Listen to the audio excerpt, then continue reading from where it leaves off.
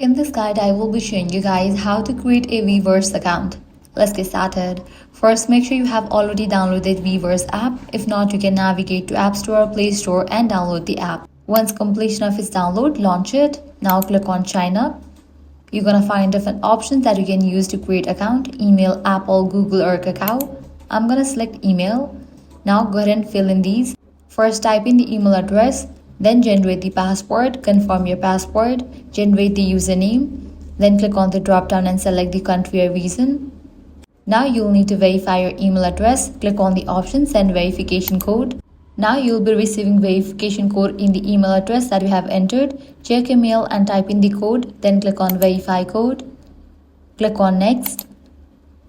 Now agree with all the terms and conditions. Just go through these and click on sign up now. You can accept these promotional notifications, likewise notifications at night. Then click on start. Click on alert settings, click on allow. Now from here you can select the language, likewise translation language. From here you can pick your favorite artist or you can skip it.